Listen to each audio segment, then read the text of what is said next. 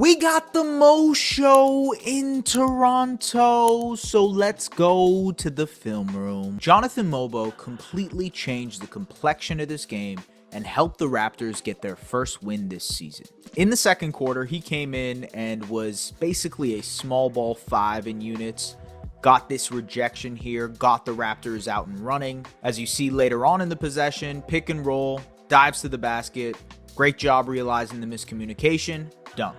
He's improving his feel, attacking closeouts as well. So here he is, attacks the closeout, thinks about it, goes back, rescreen for Scotty Barnes. Great connection here. Beautiful pass by Scotty as well. And he gets fouled and goes to the free throw line. By the way, Mogbo hit his free throws tonight.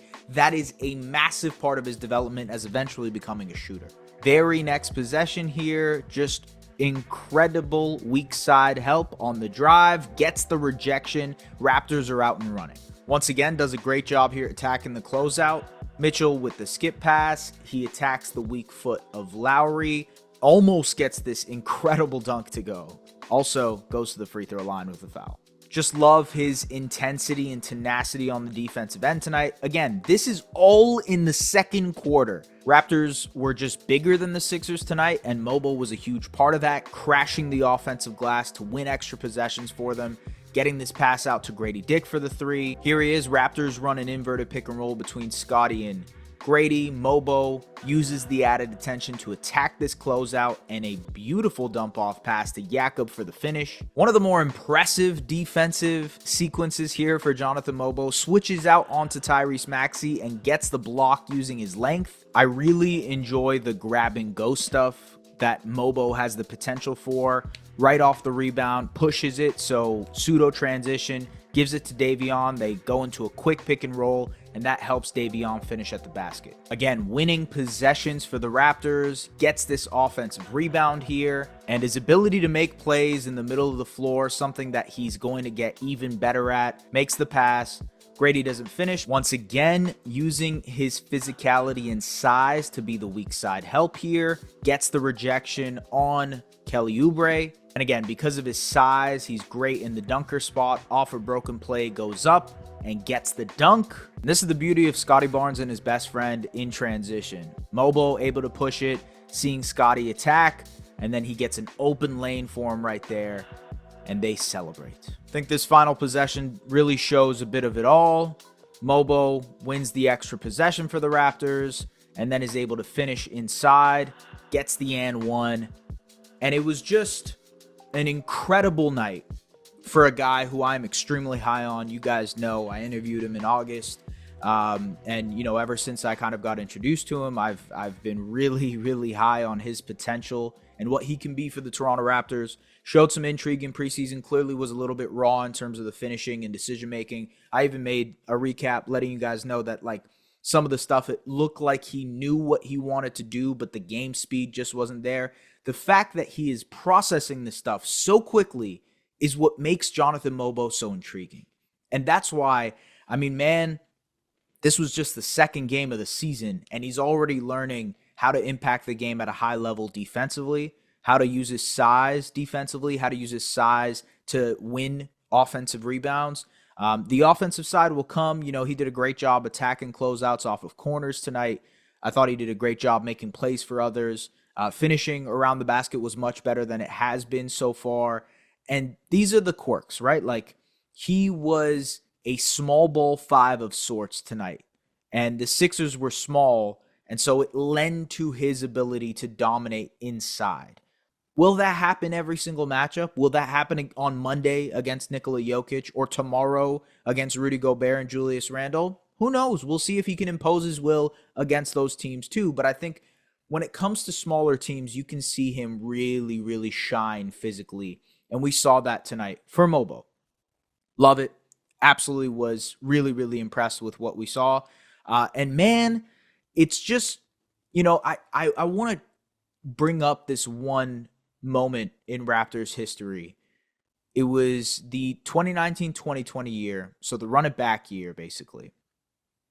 And the Raptors had, you know, added some rotation players. Everybody was questioning if they would be a deep team. You know, there were guys like Rondae Hollis-Jefferson they weren't sure about.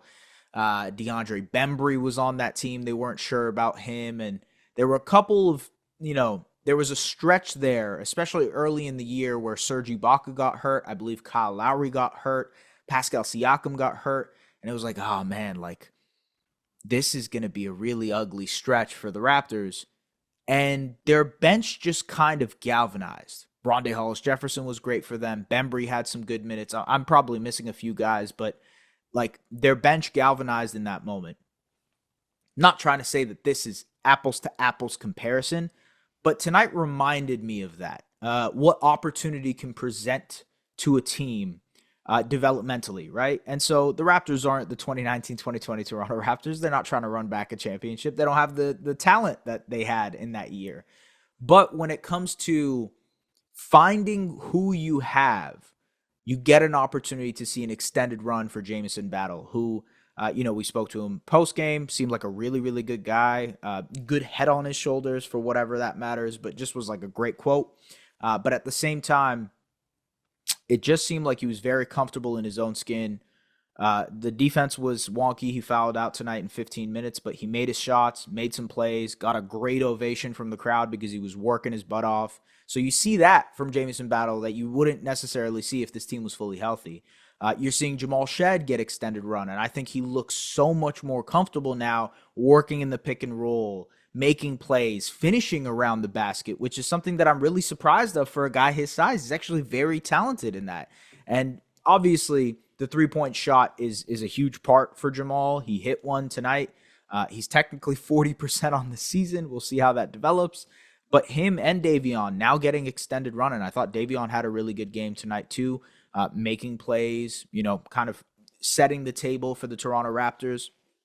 And, you get an opportunity to see an extra bit of these guys, right? There's just more out there for them to explore and figure out. And yes, the Sixers were injured themselves. No Joel Embiid, no Paul George. There weren't any opportunities on that front. The Sixers, they're going to have to deal with some things over the next couple of days before Embiid and PG come back. But it was a good opportunity for the Raptors to stretch their legs and figure things out and see what they could look like as a team. How do you win? Like that's a new concept for a team that is completely new and is trying to rebuild. It's like, what is our MO for winning? What is the way we're trying to win games? And I think we saw that tonight from everybody, including Scotty Barnes, who, as I expected, had a massive bounce back game, was more assertive, was making plays. I thought the size discrepancy really helped him establish himself on the interior. He was dominating in mismatches. He was hunting them out,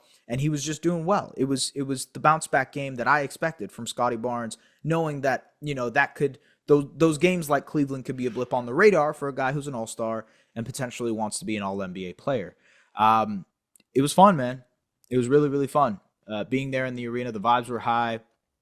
I think you could tell from just being there that, like, everybody is in the process, and everybody is committed to, like, let's just figure this thing out and see who we have and what we got and what's possible. Chris Boucher even had a pretty good game, almost won the player of the game chain or whatnot. They gave it to Scotty ultimately for being that leader. But it's sometimes, a blessing in disguise to be able to figure these things out with these injuries. Obviously, you want RJ to play. Obviously, you want Emmanuel Quickley to play and Kelly and Bruce and Jacoby Walter to play. But sometimes, these type of developmental stories slip through the cracks if you don't give them an opportunity to roll. And you're seeing a guy like Jamison Battle roll.